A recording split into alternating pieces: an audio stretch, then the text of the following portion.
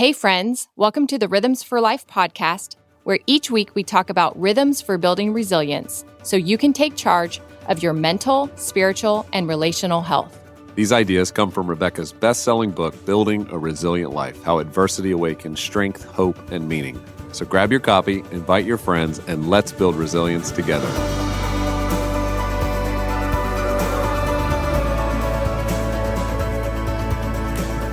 Welcome back. I'm Rebekah. And I'm Gabe.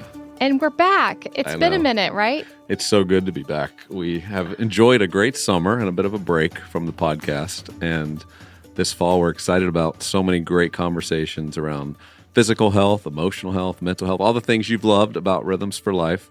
I think we're going to a new level, though, this fall.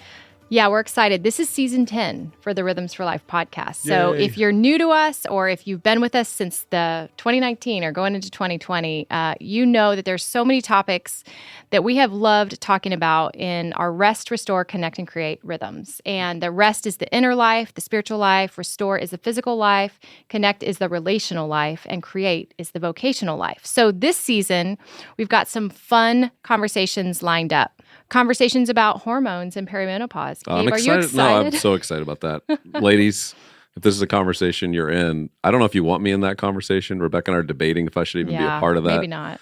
interview. So it might just be Rebekah and you. Listen to it after But the I've fact. been learning a lot about it. Right? Our thyroid, our energy, our sleep, our hormones. These are all things that a lot of women, this is such a hot button topic, so I'm excited to have It is a this hot button It is topic. hot. A lot of hot flashes around this topic. Future topics will also include food and movement and detoxing from our tech, which is a whole big thing. We're going to have an interview with a functional medicine specialist just talking about some of those things. We're also going to have Jordan Rubin, who's like this expert on food, health, what was God's design for the way food should work. Lisa Bevere's with us this fall, talking a lot about some of the tough topics around gender and sexuality and the ways in which our culture has moved the pendulum a bit, but the pendulum feels like it's swinging back. So we're going to have so many great conversations, and it's going to be fun. We've got formation with Rich Velatis. We've got, we're talking about like the deeply formed life with John Mark Comer, kicking off this first episode. And we just believe this is going to enrich you physically, spiritually, relationally. And we're so thankful that you're with us and that you, if you are a long-term listener, we have a fun announcement for you. I know. So this is fun for season 10. Many of you know about the organization Rebekah and I founded over 20 years ago, THINQ and THINQ Media. And this season now, RFL is going to be part of the THINQ Media Podcast Network. We have a whole family of podcasts. Some of you know about them, but you may not know about all these podcasts. And it's so fun because it's allowing us to branch out into so many different topics that we know you care about. But I mean, let's be honest, there's a lot of podcasts out there. And so who do you trust when you get that referral? And do you know where you can go for really good thinking about the kind of issues that you're dealing with, but will offer a faith perspective, but also the perspective Rebekah and I have been bringing to THINQ for 20 years. So there's so many different podcasts. There's one for parents called The Informed Parent. And I want you to know about these because if you don't know about The Informed Parent with Suzanne Phillips and you have children, this is like essential listening. We're on season 3 of that. And she this fall interviewing so many experts about the things your children are being educated on, whether it's in the media, whether it's happening in schools, but also how parents can be very intentional about it. We have one called Next Up with Grant Skeldon. Grant's our Next Gen director at THINQ, and he's doing amazing interviews. But if you have anybody in the college-aged group, or maybe you're a parent that's going, I want to mentor and pour into the next generation, or maybe you've lost hope because you've scrolled social media or TikTok too long, and you're like, I don't know where this generation's going. This is going to encourage you. One of our favorites, Kurt Thompson, who's a part of our interview sometimes, we have a podcast with him called Neurofaith that takes you really deep into neuroscience and some of these different conversations that Rebekah and I touch on, but he goes really deep into the neuroscience. So these are all things you can listen to through the THINQ family of podcasts. And these are places we go to learn. These are the podcasts we're listening to as parents, as friends, as leaders, and these are trusted voices. If you haven't heard of them, check them out. And Gabe, before we continue, I have a question for you. What was your favorite thing about summer? Wow. Favorite thing about summer? I'm going to go with the getaway you and I had in the summer because that's usually my favorite. I know you're going to have something that has like all the children involved. I'm pretty much like, no, my favorite thing was when the children weren't around and it was just you and me. And we had an awesome trip. We do that once a year. It's all part of our rhythm. So that was just a few weeks ago. So I think that's top of mind. But it was a summer with the college-aged kids around, Their their home. girlfriends and boyfriends around. Like, it was fun. We had a great full time. house. It was a revolving door. The kitchen was always on. Yes. Like at one point, one night, I said it's 11:30. I'm like, the kitchen is closed. Your sister's trying to sleep in the bedroom next to the kitchen, and you just never know. There's like a party all hours of the day with college kids home. I would say honestly that was my favorite. Partly because it's so rare to get time away together that's not work related or doesn't have children, offspring present. So that was something. And we were celebrating actually turning in a book that we've been working on for a year. Yeah. And that was a labor of love. And it's on marriage, and we're excited about it. And you're going to hear more about it, especially in the spring, because it'll be coming out next April. Yeah. But that was a celebration. And it's a little scary to write a book on marriage because you're going like, usually the things I write about or we write about are the things in which we experience conflict.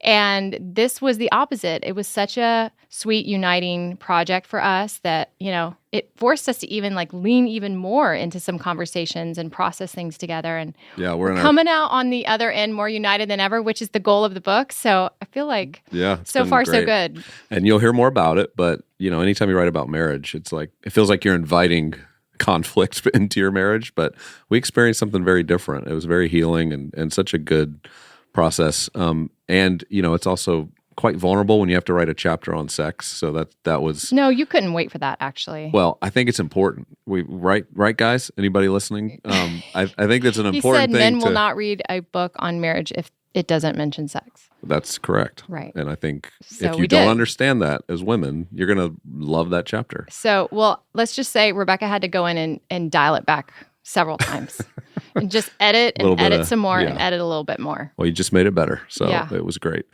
We want to tell you as a couple, though, if you haven't made plans for the fall to join us yet at our emotional health retreat, we do this every year. This is so fun. It's the Thursday and Friday before the Thanksgiving week. So you're about to head into a week where you're going to have a lot of time, probably with family or your children. And during that retreat, we go deep into these conversations around our emotional health, how that's impacting all of our relationships. If you're married, it's great because if you come with your spouse, you're gonna have some new language, some new conversations to have. Even if you're not married, come with a friend or come alone, because this is the chance to go deeper where we'll have several guests with us that help us really walk this out. We have Dr. Chip Dodd joining us, who we've had on the RFL podcast a few different times. Kurt Thompson joins us virtually. He's a part of the conversation, really talking about the neuroscience of how our brains work in relationship. We have Deborah Folletta, who's going to join us. She's a relationship expert. She actually wrote a book on sex. So we'll have conversations around all of these topics that we talk about a lot on the Rhythms podcast, but there's nothing like all being in the room together, enjoying a deeper level of dialogue, Q&A, and fun together. Yeah, and if you have been a part of this podcast for a while, you'll know that we've been doing these retreats now for 5 years. And we usually do spring and fall. And so this one in November is our 5th annual emotional health retreat. And emotions are going to encompass this spiritual health, this physical health, this relational health, which so much is impacted in your closest relationships. And then your vocation. We're going to always spend time about like the work that God's entrusted you to do, to find confidence in your calling, to find new expressions of your calling, sometimes different turning points of your life. You're ready for a new version of what that looks like, even if the gifting is still the same. And so we're excited to dig in. If you've been on the fence about this or you've heard about these in the past and you want to join, we have a special offer for you. Yep. When you use code RFL100 and you go to RebekahLyons.com/retreat, you can learn all about it, but register, take advantage of that discount. And I just want to encourage you, we actually schedule this in such a way, it starts on a Thursday at 11 a.m. That means for some of you, you can literally get the flight out that morning, get here in time, get to the venue in Franklin, and only be away for one night. I know that's hard, especially if you have children. Others of you want to make more of a weekend of it. You're going to come in Wednesday night, stay through Saturday, enjoy the farmer's market Saturday morning in downtown Franklin. It's such a charming time of year to be here. And it's already decorated for Christmas. We're just telling you that in advance. Yeah, it's so fun. They go all in. And so we're excited to have that time with you. And I just want to encourage you, go learn about that, especially if you are in a moment right now where you're walking through some tough relational issues or you're in a marriage where you feel a bit stuck. This is going to be a time that's going to help you get unstuck. So I want to jump into this episode today. It's a great one. We're getting to talk to John Mark Comer, and many of you know John Mark. He's a pastor. He's now the founder of Practicing the Way. He wrote a book. I was just with a friend the other day, and they're like, I don't read much, but this book has changed my life on hurry. He wrote the book, The Ruthless Elimination of Hurry. And John really lives this out. And so we're going to have some dialogue about this and about what does it mean to follow Jesus, to practice the way of Jesus. That's countercultural.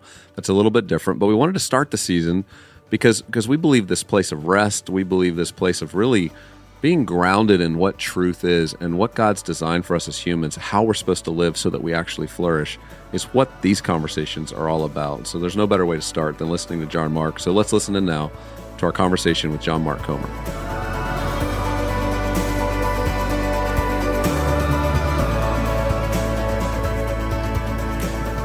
John Mark, welcome to the Rhythms for Life podcast. It's so good to have you back.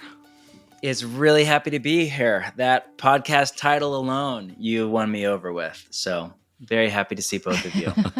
Well, I was excited to see chapters in your book that were about rhythms, and we'll get into some of that in a minute. But we love how much you've cared about all of us as human beings, really recognizing the way we've been designed to live in rhythm, to live a life that's a slower pace and that's really built around certain commitments and decisions that we know lead to our flourishing. In your new book, you use an interesting term, and I just want to jump right in. You talk about us becoming an apprentice, and it's a new way to talk about what it means to follow Jesus. We often hear the term disciple, follower, and in a world where followers has now become, pretty much Instagram, and it's a different thing now. You bring a new term in for us to reconsider. What does it really mean to follow after Jesus? And you chose this term apprentice. Will you just talk to us about what that term means, why you chose it? Yeah, I mean, exactly what you just said. Words change meaning over time. And so the Greek word used by the New Testament writers is mathetes, and the previous Hebrew word is talmid, and it's just a word that we normally translate as disciple.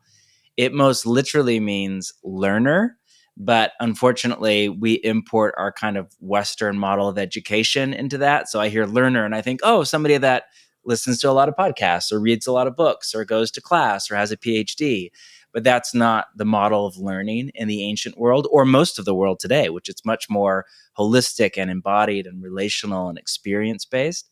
So a number of Greek scholars, this is not me, but a number of Greek scholars argue that the best word in the English language we have to capture the meaning of mathetes, or this kind of group of people that we read about in the four Gospels following Jesus around in the New Testament, is the word apprentice. And disciple is a great translation too. It's just the problem with disciple is, again, we import our meanings into it. So much of what we used to call evangelicalism, that's a meaningless word now, but much of what evangelicals meant by the word disciple or discipleship is not a bad thing, but it's not necessarily what the New Testament means by a disciple of Jesus. So I just opt for this word apprentice. I think it gets us to pause and think for a minute, like gets us a little bit out of like stuckness and mental maps that may not be great around as we think about what discipleship is or apprenticeship is to Jesus.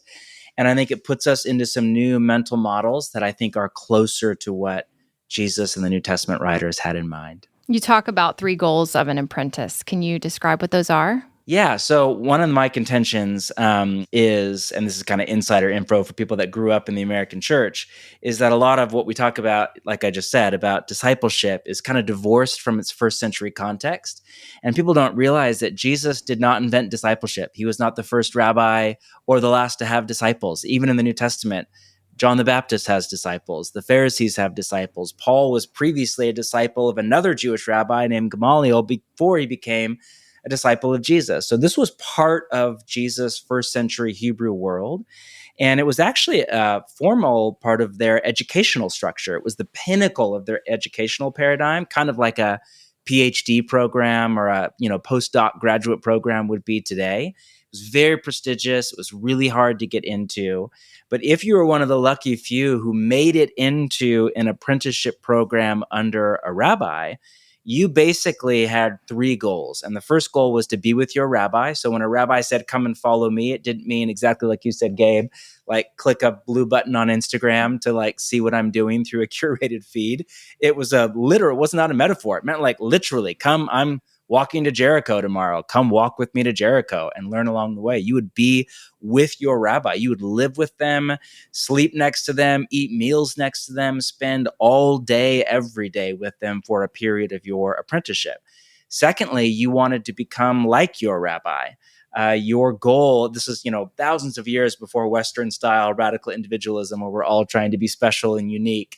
Your goal was to become like him. You wanted to emulate your rabbi's way of life, not just his theology or his teaching, but his way of living, his way of being. You would literally like copy his mannerisms and his tone of voice. You wanted to really emulate his example. And then thirdly, you wanted to do as your rabbi did. So you were an apprentice. And that's like, if you think about apprenticeship today, if you're an apprentice to a plumber or an electrician, at the end of your 4-year apprenticeship program, your goal is not to just like fix a leaky faucet or know how to answer like a multiple choice test online. Your goal is to be able to plumb a house or like wire a house for electricity. So in the same way, an apprentice's goal was to be able to become a rabbi one day themselves and do the kinds of stuff their rabbi did. So if you transpose that kind of ancient model of discipleship or apprenticeship to a rabbi over onto Jesus' call to come and apprentice under him, it's the same 3 goals: to be with Jesus, to become like Jesus, and to do as Jesus did, or as he would do if he were us. So that's my kind of rubric for what it means to apprentice under Jesus or be a disciple of Jesus. I love that. So let's spend a little time on each of those. So the first one, be with Jesus. You talk about abiding, finding your secret place. I think for some people, the coming to Jesus feels more natural, especially in a moment of desperation, wanting his rescue, his salvation, his reprieve. But the staying and remaining, abiding, is a practice that is so intentional because you choose that every moment of every day. And so how would you counsel people who struggle with that remain and abide, and how has the secret place catalyzed that to become normalized in a way, a life that's still very full? What does that look like? Yeah, I mean, that's, I think, where there's a lot of crossover between both of our work. I think for most modern Americans, that journey begins with slowing down, even before you're to the secret place or to abiding, or what Brother Lawrence called practicing the presence of God. Most of us are just moving at a pace through life and living with a level of digital distraction that is, frankly, incompatible at some level with a life of deep attunement to an awareness of God. Mm-hmm. So I think, the beginning step for so many of us is a fairly pragmatic one. It's like, how do I slow my life down to a pace that is compatible with that of Jesus? If you imagine, the biblical metaphor of walking with God, which is interesting. The metaphor is not running with God or doing jumping jacks with God or multitasking with God. It's walking with God. And, of course, you see that all over the 4 Gospels and the stories of the disciples walking with Jesus. Now, they did not have automobiles and, Teslas and all the stuff we have today, but still there's something to this pace. And so if your goal is to be with Jesus and he's walking, you can't run, you have to walk with him at his pace in his way. And I think one of the ways that at a pragmatic level we do that is just building little small, easily attainable, joyful little pause moments into our life to come back to an awareness of God. And so, the church tradition I grew up in had one beautiful moment that we called a quiet time. That was kind of beginning the day in a time of quiet, normally with a cup of coffee or tea, and reading scripture and spending time in prayer. I think that's a rich legacy from that stream of the Church of Jesus. There are others in, Benedictine spirituality. There's this idea of the Latin word statio. And the idea is that before, applied to like a modern knowledge worker, it would be like, hey, right before any meeting. So I did this right before I logged on to you guys. You just take a little pause moment, a little breath moment, and you just close your eyes, breathe, do a quick walk around your block. I mean, whatever you want to do, you do you. But just a moment to pause and breathe and come back to God. It's kind of like training wheels. When you're learning to ride a bike, you only feel the training wheels when you fall off equilibrium, and eventually you kind of get it right and it just becomes natural. That's how we want kind of the practice of the presence of God or abiding to be. We want it to eventually become like riding a bike. It's just how we live. We don't even think about it. We're just aware of God with us all day long. But almost none of us start that way. We need training wheels. We need little things to balance us and keep us on track and teach us how to ride, teach us how to abide. And that's where little spiritual disciplines, little devotional moments, little statio moments. This could be listening to YouVersion as you drive to work, or for a lot of people, it's listening to worship music, or it can be listening, there's all different ways to do it. In liturgical traditions, it's, coming to midday mass or whatever. There's all these different ways to just pause and turn your mind and your heart back to God in love. So I think it's something to do, Rebekah, with slowing down, creating little micro habits in our life, what BJ Fogg calls tiny habits, that just kind of turn our mind in the busyness and chaos of life, turn our mind back to God. So good. So I know, John Mark, you just recently moved cities, and you've created you've had to do some dramatic changes, I would imagine, in your life have been motivated by what you're talking about now in this book, which is there's a certain type of life we need to live, and those can be small things. You're just talking about small things, but occasionally for some of us, it needs to be big things, like changing literally where we live or how we live or the new setting we're going to be in or what we're going to start saying no to or how much we're going to value money and finances in our life and comfort versus other things that should have higher value. Would you just give us a little window into how you've processed that personally to the degree you're willing? That's kind of affected even the structure of your life? Yeah, I mean, certainly. There's lots of interesting things we could explore down that rabbit trail.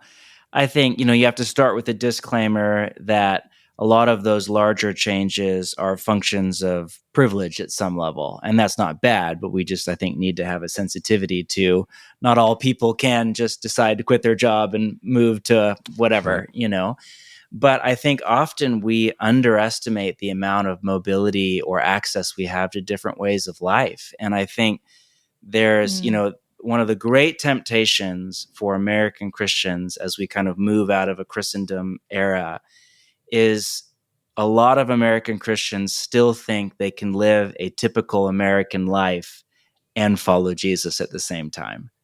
And I think there needs to be an increasing awareness of the incompatibility of a traditional American life and a serious life of apprenticeship to Jesus. And it's not a choice between like a happy life and a hard life. It's actually the opposite, but it is a serious life. So right now, just an example that comes to mind is I'm working on a generosity practice for this nonprofit I run. So we're creating this 4-week kind of practice experience that will help people integrate generosity into their everyday life. We're not raising money for anything. We're just trying to help people adopt the spiritual discipline of generosity. So I am right now in my morning times, just my head is like deep into all the generosity literature and research, and had a really helpful conversation with a mentor to me this morning, Anja, who's an expert in the field of generosity.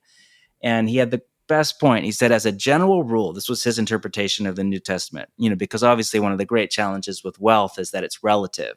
And so one person's poverty is another person's riches, right? And it makes it really tricky to know how much is too much for a follower of Jesus. For a serious follower of Jesus, how much is too much? And he said, as a general rule, people should look at your life as a serious follower of Jesus. And if they were to guess how much money you made, they should seriously underguess what you actually make.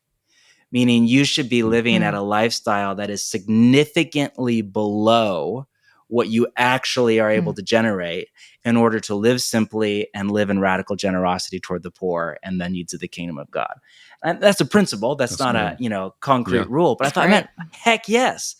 And so, living in LA, it's the opposite, right? I don't know if Franklin's like this or not, but in LA, there's, as the saying goes, there's a lot of like millionaire thousandaires. Everybody's trying to make it look, most people actually make less money than it looks like. You drive around, you're like, is everybody rich?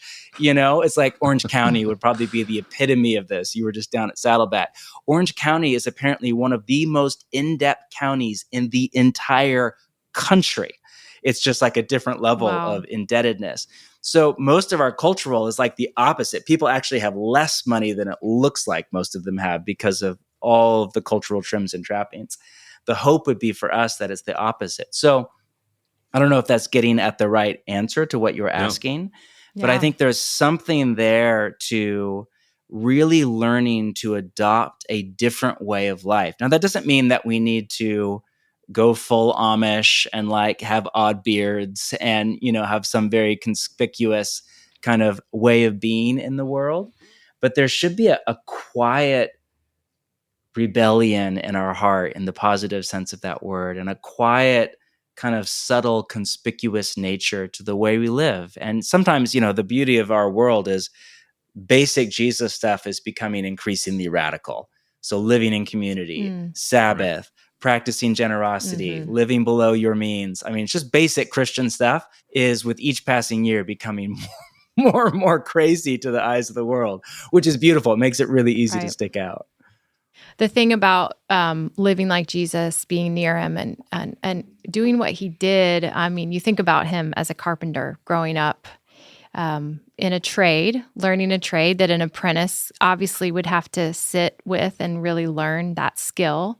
And how a lot of our work right now here on this podcast is we're using our mouths really well, right? Like we're learning how to speak and how, you know, you might teach or you might write and you might communicate. And if that becomes your trade of choice, there's a real deficit of an embodiment that we have encountered. And that's why I think the Rhythms of Renewal book and Ruthless Elimination of Hurry came out like literally the same month. I think we were all wrestling with this tension of an embodied gospel. What did that look like on display besides hopping on a plane or jumping, you know, in a room and sharing a keynote or whatever? I was so deeply convicted back to my like roots and my origin story where we didn't have anything if we couldn't make it ourselves with our actual hands, like sewing culottes on a sewing machine or growing something in the backyard. And that's been kind of a rebirth or a revisit for us in the last 4 years of gardening and chickens and canning. And yes, Costco still exists, but you know, the life that I've been given and that we've been given to kind of get back a slower pace, watching God's resurrection story every morning when we walk out in the garden and see something new that like bore fruit overnight while we slept is just such a life-giving thing. And taking it back to doing what he did and how he did it. I know not everyone's going to garden or have chickens, and I'm not saying that's like makes you, you know, righteous at all, but there is a pace of nature that forces us to be embodied with it, to get out in it, to be in the elements. People in Jesus' day didn't like live in their homes. They lived outside all day long. They didn't have a home big enough to like hang out in. And so I'm just wondering, what are some of the things that you're encouraging people to live an embodied gospel as, you know, as what you would describe as a rule of life? And what does that mean for them as they live out their days in this becoming like him? Gosh, I love how you're thinking. I could not agree more. You know, as you both know and do helpful work in, Western secular culture is becoming increasingly anti-body. And so you see this in everything from Silicon Valley, not just social media, but now VR, ultimately the quasi-cultish religion of the singularity in Silicon Valley, the idea that technology will reach a point where we can upload our consciousness to the cloud and live forever, and all, which is like a religious cult, not a science, you know. You see it all the way to like postmodern gender theory is a great example of a bodiless existence. And it comes out of a very different view, a materialistic view of what a human being is. And so I think one of the main offerings that the Christian way will have to an increasingly secular world is a beautiful, dignified, robust view of the body. And so I think there are distinctively Christian practices that embody us. So, for example, I always use the word practice, not the word spiritual discipline. Spiritual discipline is not actually New Testament language. Discipline is and spiritual is, but you don't actually read that phrase. Spiritual disciplines, you read about them in the New Testament, but they're not called that. And the reason I call them practices is partially because Jesus used the language of practice, but partially because spiritual discipline, nobody likes the idea of discipline anymore. And spiritual, most modern Americans misunderstand that word to mean immaterial, which is not actually what it means. In the New Testament, it means animated by the Spirit of God. And, most of the spiritual disciplines are things you do with your mind and your body, serving the poor, Sabbath, reading scripture, the Lord's Supper. These are embodied practices. And so I think there are distinctively Christian embodied practices that we need to emphasize in this season of church history, the time and place we find ourselves. So, for example, one of the ones that I harp on a lot is, what the New Testament would call table fellowship, is just eating a meal together with other followers of Jesus. There are all sorts of different views on the Lord's Supper across the Church of Jesus. My personal view is a minority in the modern church, and it's that the Lord's Supper was originally practiced as a full meal around a table, not as a sacrament as it was later understood and is still practiced in most evangelical churches with a juice and cracker. I think the meal that you read about in Corinthians and the book of Acts and the end of the Gospel of John, this was a meal. There was bread and fish and hummus and wine and people sitting around and eating together. And that table, literal table, was the center of the Christian community in the early years of the church. So I think this simple practice of eating good food, we'd probably be preaching the same gospel of all the slow food stuff and all the farm to table stuff, like eating food that you made, maybe even that you grew with people that you know and love across from different walks of life, coming together around the table. Such a simple practice and such a radical practice in our age. It works against disembodiment. It works against loneliness. It works against consumerism. It works against lifestyle enclaves. It works against busyness. It slows us down. All of these things.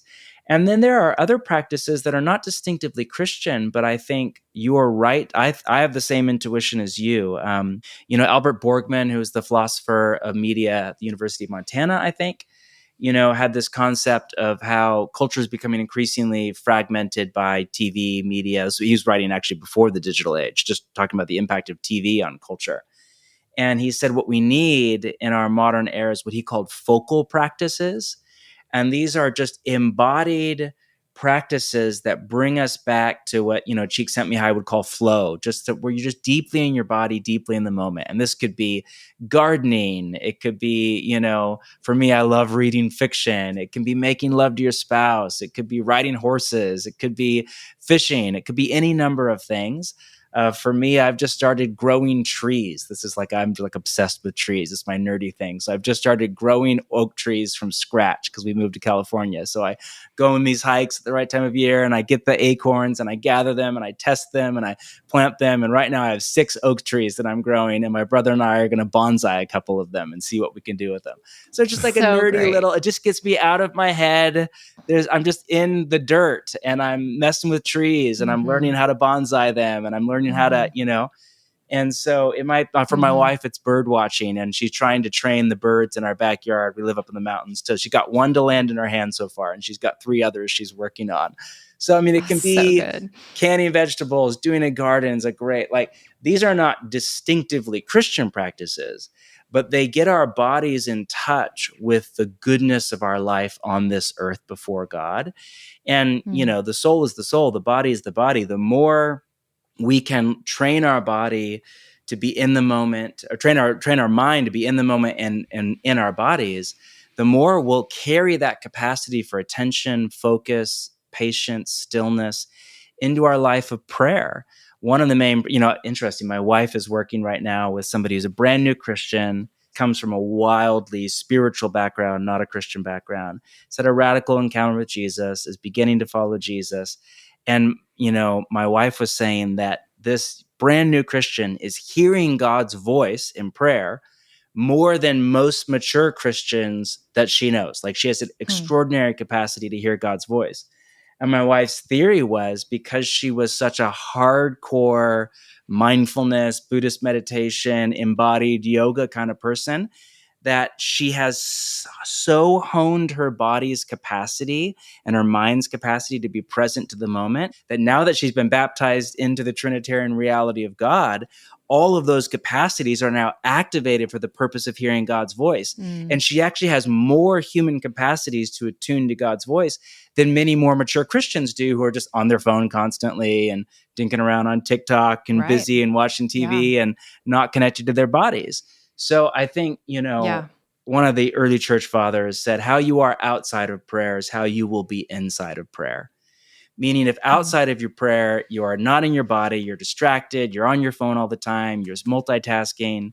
If you sit down and try to abide in God and experience the love of the Trinity pouring into your inner woman or man, you're going to carry all of that hurry and busyness and distraction over into prayer. So I think, our prayer life and our slower, embodied, grounded life rise or fall together. That's good. Well, thank you for taking time to unpack that at such a deep level, I think, for those in the Rhythms audience. I mean, this is the way we've been talking for many years, of just trying to help people integrate these ways God's designed each of us to be more fully human, to be more fully alive in this beautiful creation and the rhythms He's established. In closing, I want to just come to Sabbath, because it's in Ruthless Elimination of Hurry. You describe this, and I know this is something that's a practice in your family's life. And as we're trying to encourage listeners to start to incorporate at least some rhythm that could help them slow, I think Sabbath and hospitality all come together so perfectly. And I know you do this, and you did this in Oregon, you do it now in LA, but describe a little bit about how can people who are listening that haven't gathered friends for a Friday night party like you do, and a dinner, and start to establish that? Like, how would you encourage them to do that? And what does it feel like for you at the end of the week to get to have that experience where you come together to rest at the end of a long week? Yeah, I mean, gosh, it's so sounds like, similar to you guys, Sabbath has become such an anchor spiritual practice, not just for our souls, but for our family and for our community.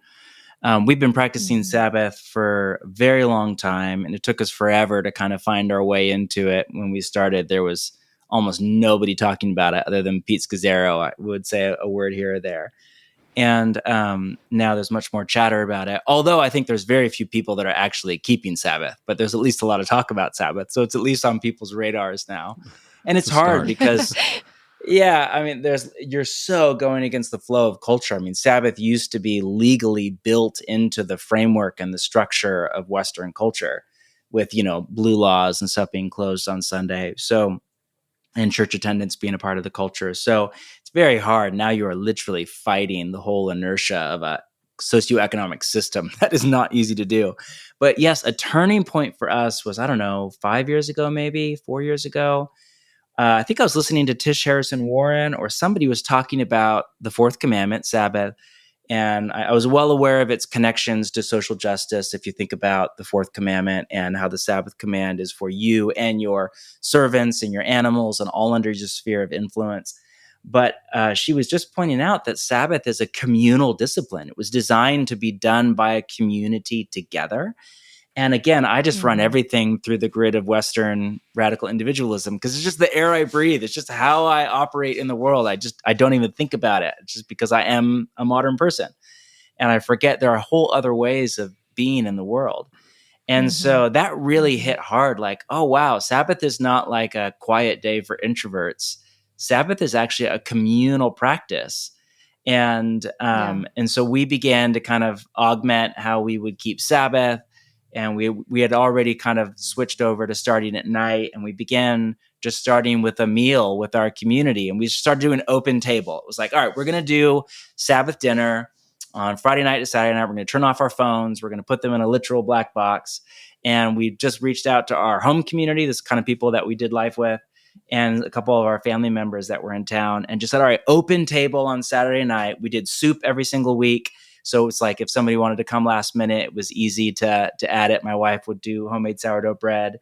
So it's just easy whether we had 5 of us or 15 of us. It was easy, right? So we did open table, and nobody came. Absolutely nobody would join us, right? They'd join us once and then they would leave. And we're just like, man, what is wrong with us? Nobody wants to have Sabbath dinner with us. And so for a year or two, we just would like send out text invites and almost nobody would ever come. And then eventually people started to kind of trickle in. And I think most people have not actually experienced the goodness of Sabbath. So it's a foreign concept to them. They associate it more with what they can't do than with the joy of it. And long story short, kind of a group began to coalesce of about our family and maybe another 7 or 8 people that were just dear kins to us, just not blood, family by blood, but dear, dear people to us. And it just kind of ended up being probably one of the sweetest seasons of community I've ever had in my life, up until we moved, and now we're rebuilding it. And we have 2 other families we're with right now in LA. So we're rebuilding it slowly. And again, it's the highlight of the week. I mean, people literally keep slippers in our hall closet. You know what I mean? It's just like you become family together. And it's a different way. Like I'm different on the Sabbath than I am the other days of the week. We're just in a different mode. We're less hurried. It's one of the great gifts of the Sabbath. I have a very busy life. I got a busy job. I have 3 teenagers. I live in a global city. My life is not like Wendell Berry level pastoral. And so Sabbath is such a gift because I get to be more who I wish I was all of the time. It's training wheels, right? But this is just a different way of being. We have time if our phones are off. But a couple of weeks ago, another one of the families just stopped by the house one in the afternoon, and we had a lovely 2-hour chat together. I'm just like, when else in my life do I just get to randomly have a 2-hour conversation with somebody that's not like booked 3 months in advance through my assistant, you know? So there's another way of being on the Sabbath. That's such a gift. So I think all of that is a jumbled way of saying, you know, you got to crawl before you walk, before you run. So for most people, just start way, way, way small with just maybe after Sunday church, you take 3-4 hours and you turn off your phone and you just have some mellow chill time at your house. Maybe you just begin there. But the more you can do this in community, the more that you can make Sabbath a celebration of life around a table before God with family and friends, I think the more joy and celebration you'll tap into in your overall life. So good. I love it. It's so good. It reminds me of New York when we would go to church on the Upper East Side. We lived about 8 blocks south of that, and we had a big living room. Not much else, but a living room. Yes. And so we would just do Sunday lunch, and anyone who wanted to walk from church with kids running around, you know, could come down. And that did begin a culture of hospitality for us, you know, 15 years ago. And it's looked a little different now. And sometimes it's a weeknight, but there's just something special about the weekend because you already kind of have thank goodness, even a Western permission to like get off the grid, right? Like, yes. It's normal to go like, I'm actually not checking in on Friday night or Saturday at my workplace. So leverage that, you know, go with that momentum that you've already been given and choose to host. Sometimes we try to squeeze hosting in, like even in the week where we're already pulled, but the weekend gives you pause to linger.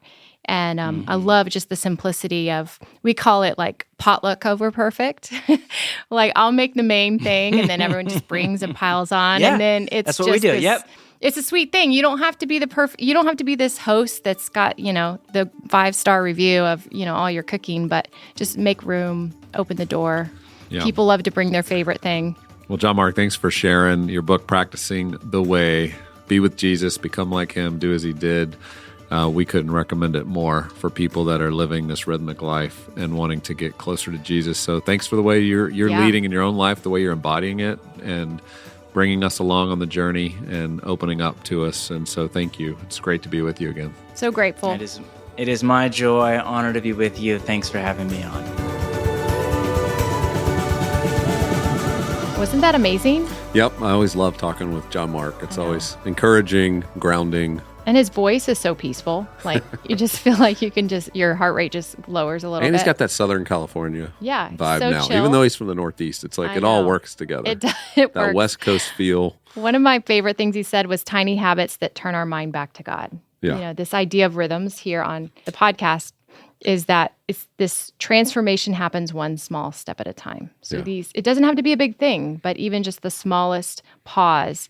Talked a lot about how to slow down and practice slowing down, whether it's getting rid of devices and having Sabbath and taking those pauses throughout the day. We're going to have more conversations like that this fall. So the challenge, though, when you hear something like this, don't just consume it as content, but go, okay, how can I practice that? We're kicking off, the fall is like this new season for many of you.